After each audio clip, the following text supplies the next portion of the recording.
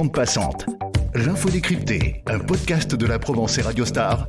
Éric Miguet. Ils sont des enfants contraints de vivre reclus dans leur appartement. Ils sont aussi des parents appelant à l'aide pour quitter la cité où leur fils est mort. Ce sont les victimes collatérales des règlements de compte à Marseille, car derrière les chiffres et les statistiques des fusillades, il y a une réalité souvent oubliée, une réalité exposée au grand jour dans les colonnes de la Provence le 11 janvier dernier. Pour donner la parole aux habitants, pour décrire cette réalité, les journalistes Delphine Tanguy et Laurent D'Anconas sont allés sur place, sont allés à la rencontre de ces personnes, les prisonniers du trafic. C'est le thème de ce nouvel épisode de Bande passante. Bande passante, l'info décryptée. Et pour en parler, je reçois donc Delphine Tanguy, journaliste à la Provence. Delphine, tout d'abord, quel est le point de départ avant de faire cette enquête ? Au départ, ça remonte en fait au mois de juin, quand je rencontre le collectif Aléane, qui rassemble des mères, des sœurs, des proches en fait de victimes de règlements de compte, et qui essayent de s'organiser entre elles pour obtenir une réponse des autorités, notamment de justice, sur le traitement du dossier des homicides dont leurs enfants ont été victimes. Donc j'ai accompagné pendant plusieurs semaines. En fait, on a beaucoup échangé avec ces femmes, on a noué une relation. Et ensuite, en discutant beaucoup avec Laurent, qui travaille sur le fait divers pur, mais aussi sur justement les passages en correctionnel de certains acteurs du réseau, on s'était dit depuis longtemps qu'il faudrait qu'on revienne justement sur la prise en otage un petit peu des cités de Marseille par ces réseaux de narcotrafic. C'est une manière pour vous de mettre en lumière une réalité moins exposée, une réalité que l'on tend à oublier. Je dirais pas qu'on finit par l'oublier, mais il y a un travail qui est de rendre compte du fait divers, effectivement de la répétition de ces assassinats, qui peut provoquer chez le journaliste comme chez le lecteur une forme de lassitude ou on ne réagit plus peut-être à la hauteur de la violence de ce qui se passe quand même. Mais pour nous, c'est assez confortable. On vit dans des quartiers qui ne sont pas confrontés à cette violence. Par contre, il y a des centaines de milliers de personnes à Marseille qui vivent sur ces territoires, et pour elles, c'est pas simplement des lignes dans un journal, c'est une réalité qu'elles ont pu voir de leur fenêtre. Ça peut être leurs voisins, la personne avec qui elles ont grandi, leurs copains de foot, etc. Donc on avait envie de reparler de ces personnes, et au-delà même des règlements de compte, mais du poids du réseau sur la vie quotidienne dans la cité, pour les déplacements des personnes, pour la crainte que vous pouvez avoir pour votre sécurité, mais aussi pour celle de vos enfants, par exemple que vos fils se retrouvent embrigadés dans le réseau. Pour rendre compte de cette réalité, vous êtes allé à la rencontre d'une mère de famille dont le fils de 21 ans a été tué dans un règlement de compte. Cette mère, vous l'appelez Dédou, mais son prénom a été changé pour des raisons évidentes de sécurité. En quelques mots, c'est quoi son histoire ? En fait, cette mère, je la rencontre c'est un rendez-vous collectif avec plusieurs mères et sœurs et que je connais déjà. Et il y a de nouvelles personnes qui les ont rejoints depuis l'été. Malheureusement, c'est des familles de nouvelles victimes qui sont intervenues depuis le mois de juillet. Parmi elles, il y a cette femme qui, dans un premier temps, n'a pas du tout envie de parler parce qu'effectivement, son drame est vraiment frais, c'est-à-dire qu'elle a perdu son fils dans une fusillade, dans un piège. On a appelé son fils quelques minutes avant, il est descendu de son immeuble et il a été tué par balle. Donc ça, c'était il y a 5 mois, et cette maman donc est partie enterrer son fils en Algérie, et quand elle revient un petit peu avant Noël, en fait c'est le meilleur ami de son fils qui va lui-même être victime d'un homicide à l'arme de guerre. Quand vous la rencontrez, elle est dans quel état d'esprit ? Moi, quand je l'ai vue, elle n'avait pas encore rencontré de psy, par exemple. Donc elle était dans un état à la fois de sidération, de deuil, absolument impossible, c'était son fils unique, et de peur aussi, parce que son adresse est toujours dans la cité où est mort son fils. C'est un endroit où elle n'est pas retournée depuis, où elle n'envisage pas de revenir, mais elle n'a pas d'autre logement. En fait, aujourd'hui, elle est hébergée par des proches. Et ça posait aussi une autre question, c'était effectivement comment on permet à ces familles victimes de pouvoir quitter la cité, de ne plus croiser éventuellement des gens qui pourraient être en lien avec la mort de leur enfant. C'est la question qui revient souvent dans les témoignages, Ouais. c'est voilà, on veut partir, on a été victime, on est des victimes collatérales de Où on tout ce va qui- l'être. Où on va l'être, Mm. on veut partir, mais là, ces familles, ces gens se heurtent à un mur, en fait. Oui.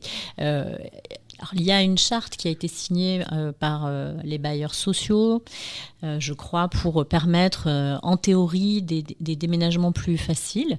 Mais ça se heurte aussi à une autre réalité à Marseille, qu'on a illustrée aussi dans un dossier de Romain Capdepont ce 16 janvier, qui est le manque de logements sociaux, tout simplement, et le manque de logements bon marché tout court, que ce soit dans le public ou dans le privé à Marseille. C'est-à-dire que, voilà, il faut attendre de longs mois avant de pouvoir débloquer ces situations. Et ce que me disait le collectif des familles de victimes, c'était qu'elles étaient beaucoup approchées depuis l'été par des familles de très jeunes garçons, de 13-14 ans, qui n'étaient pas encore embrigadés dans le réseau, mais les parents avaient noté, on va dire, des stratégies d'approche en tout cas, et donc voulaient partir, étaient en panique et voulaient absolument quitter la cité au plus vite, sans pouvoir pour l'instant avoir le moindre retour sur cette demande. Bande passante, l'info décryptée. Ces mères, ces femmes sont allées manifester en juin dernier devant le tribunal judiciaire de Marseille pour demander davantage de moyens. Qu'entendent-elles par moyens ? Alors c'est ce que je trouve aussi intéressant dans leur démarche, parce qu'elles elles se posent pas en opposition aux services de police ou de justice, mais bien au contraire, elles rejoignent des demandes qui sont faites aussi par ces corps de métier pour obtenir plus de moyens humains et matériels pour pouvoir traiter le très très grand nombre d'affaires liées au narcotrafic, notamment. Il y a tellement de meurtres, ils sont tellement fréquents, qu'effectivement, si les enquêteurs n'ont pas la chance d'avoir du matériel d'écoute, des aveux, c'est très rare, ces dossiers sont très difficiles à traiter, et même si effectivement la préfecture de police se réjouit d'avoir, je crois que c'est un homicide sur 2 qui va être élucidé, ça reste, il y en a quand même un qui ne le sera pas. Donc pour ces familles-là, qui sont souvent des familles qui attendent depuis des années une réponse judiciaire, pour elles c'est ça. Ce qui manque, c'est effectivement plus d'effectifs dans les tribunaux pour pouvoir travailler sur leurs affaires. Pour traduire en chiffres cette réalité, vous avez interrogé le professeur Christophe Lançon. Il est chef du service de psychiatrie à l'hôpital Sainte-Marguerite à Marseille. Il dit que 60% des Marseillais sont exposés à une situation de très grande insécurité. Oui, parce que là, du coup, tu peux prendre les habitants des très grandes cités du 13e, du 14e, du 15e arrondissement, maintenant les habitants du 3e aussi. Enfin, on avait déjà pas mal de choses autour de certaines cités, effectivement. Et c'est la plus grande part des habitants de Marseille, finalement. Et justement, l'une des illustrations de cette violence, c'est le ressenti des enfants. Cet impact, vous avez essayé de le comprendre ? Encore une fois, j'ai beaucoup travaillé depuis 2015 sur les attentats et sur l'impact psychologique en fait de ces faits qui sont rapportés à la télévision, dans les journaux, qui ont fait l'objet d'interventions dans les classes, etc. Et même si les enfants, on le dit, et c'est vrai, ils sont très résilients, ils ont des capacités de rebond qui sont extraordinaires, des enfants qui sont confrontés en fait tous les jours dans leur environnement familier et notamment par exemple à proximité de leurs écoles qui sont quand même qui doivent être comme des espèces de sanctuaires normalement, et bien forcément ça imprime leur imaginaire, leur façon de se mouvoir dans l'espace. Beaucoup de parents en fait disent que leurs enfants en fait ne sortent pas en fait de leur appartement en fait parce que c'est impossible de laisser les enfants dehors. On a peur d'une balle perdue, on a peur d'une mauvaise rencontre, on a peur qu'ils soient témoins de violence ou etc. Donc tout ça fait des générations en fait qui sont imprimées durablement par cette violence, et on n'a pas encore à ma connaissance, il n'y a pas d'études d'ampleur qui ont été menées sur qu'est-ce que ça fait de grandir dans cet environnement en fait. C'est l'un des points clés, ce sont des enfants reclus en fait. C'est ça, c'est ça. C'est-à-dire que déjà on vit dans des appartements qui ne sont pas forcément taillés pour le nombre de personnes du foyer, et effectivement on est reclus à la maison, on ne peut pas aller jouer avec ses copains au pied de son immeuble. Alors c'est particulièrement vrai pour les filles, qui sont plus que les autres ramenées à la maison, parce qu'il y a moins d'activités aussi qui sont proposées par des clubs sportifs ou autres pour les occuper, leur permettre de se défouler. Et ça, c'est quelque chose que les enseignants qui sont souvent dans ces quartiers très volontaristes, qui ont vraiment à cœur d'essayer de faire réussir les enfants, mais c'est quelque chose qu'ils constatent tout le temps. Face à ce constat, face à la violence générée par les règlements de compte, il existe pourtant des dispositifs, des protocoles pour venir en aide aux victimes collatérales. À Marseille, on appelle cela le DISPAV. Alors, ce que m'a expliqué le commandant Roux, qui dirige le bureau de la prévention de la délinquance, c'est qu'il y a une dizaine d'agents dans le département qui ont en fait un téléphone sur lequel ils vont recevoir en temps réel tout ce qui se passe, en fait, tous les événements de voie publique qui vont se passer dans le département. À partir de ce premier, de cette foule d'informations qui arrivent, ils vont essayer d'identifier des événements qui ont un pouvoir traumatique en fait sur les passants ou les voisins, etc. Ça peut être des règlements de compte, mais c'est pas que ça peut être aussi, par exemple, un incendie, comme ça a été, par exemple, le dramatique incendie des Flamands. Il y a quelques mois, je me souviens plus de la date, un accident de voiture, je sais pas, par exemple, où un enfant serait écrasé dans la cité, enfin, ça provoquerait quelque chose, d'une réaction de détresse collective, etc. Donc, ce qu'ils vont essayer de faire, c'est d'envoyer une équipe donc, de psychologues de l'AVAD, de l'Association d'aide aux victimes des actes délinquants, sur place, pour essayer de repérer les personnes qui manifestent une détresse et essayer de leur donner leur carte, de prendre un rendez-vous pour pouvoir les recevoir en entretien plus tard.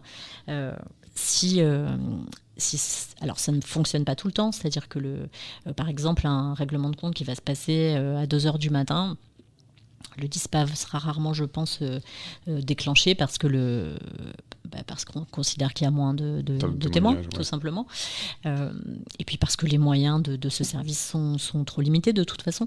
Mais voilà, ils essayent d'aller voir effectivement ces témoins.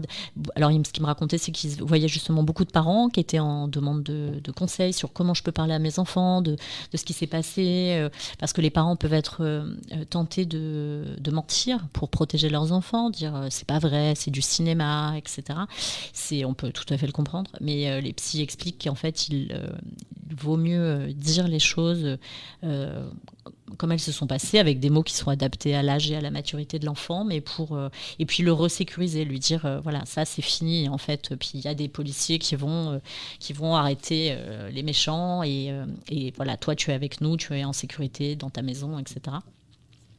Voilà, donc je crois qu'ils réalisent une centaine d'entretiens par an. Par rapport au nombre de gens qui sont impactés, je pense que c'est peu. Un chiffre qui traduit tout de même la réalité du trafic à Marseille et dans le département. Rien que sur l'année 2022, 62 fusillades, dont une grande majorité à Marseille, ont été recensées dans les Bouches-du-Rhône. Au total, 31 décès ont été comptabilisés. Laurent D'Ancona, vous êtes journaliste au service police-justice de la Provence. Quelles sont les observations que l'on peut faire sur la réalité du trafic aujourd'hui à Marseille ? Alors, ce qu'on observe depuis quelques années, et particulièrement cette année où le taux d'homicide a été très élevé, 31 morts, donc 31 familles en deuil et des quartiers entiers traumatisés. 62 fusillades, avec également là aussi des traumatismes, des blessures et une violence importante pour ceux qui les subissent et pour les entourages. Ce qu'on observe donc, c'est une banalisation de la violence, une désinhibition de la violence par rapport aux objectifs qui sont caressés par les trafiquants. C'est-à-dire qu'on a d'un côté un côté classique, on a une guerre entre deux bandes rivales, de bandes importantes, puissantes, armées, ce qu'on appelle les blacks, même si j'aime pas ce terme, parce que dans les blacks, il y a des blancs et que c'est pas une question raciale, et qui sont opposés à une autre bande très, très, très déterminée, celle des Oliviers A. On parle de guerre pour des points de deal qui chacun peuvent rapporter 50 000 euros ou 60 000 euros en liquide par jour. Donc on imagine également le blanchiment que ça génère, le nombre de gens qui en profitent. Et pour se partager des points de deal qui rapportent énormément, ces deux bandes s'entretuent. Et ça a généré encore cette année énormément d'homicides. Et il y a un deuxième conflit plus étonnant qui étonne plus la PJ, qui oppose une équipe de Félix Piat et une autre de la Belle de Mai pour un point de deal à la Belle de Mai qui rapporte pas beaucoup, mais qui n'empêche à générer 7 ou 8 morts cette année. Déjà sur ces deux conflits très lourds, c'est 50% des homicides et énormément de fusillades.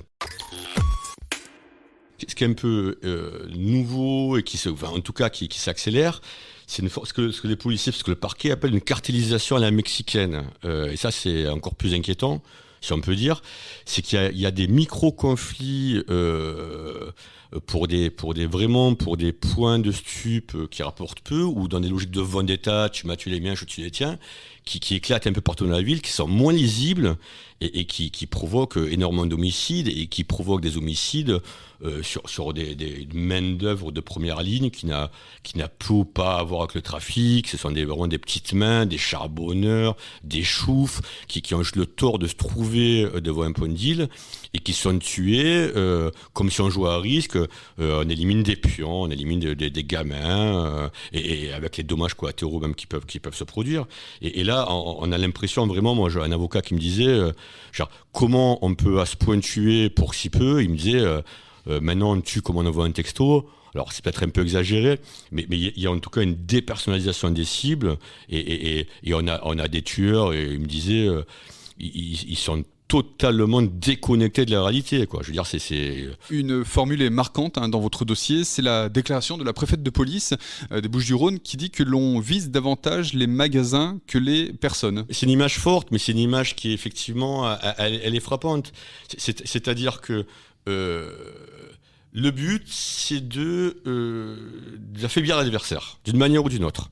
Donc pour affaiblir l'adversaire, il faut à la fois, ce qui se fait, c'est qu'à la fois on veut affaiblir ses équipes, donc en leur tirant dessus, en tirant sur les points de deal, et en tirant sur les points de deal, on empêche la clientèle d'y venir. Parce qu'il y a une fusillade et que les consommateurs de hashish ont peur d'arriver sur les fusillades. Donc c'est une espèce de jeu d'aller-retour où tu as attaqué mon point de deal, j'attaque le tien.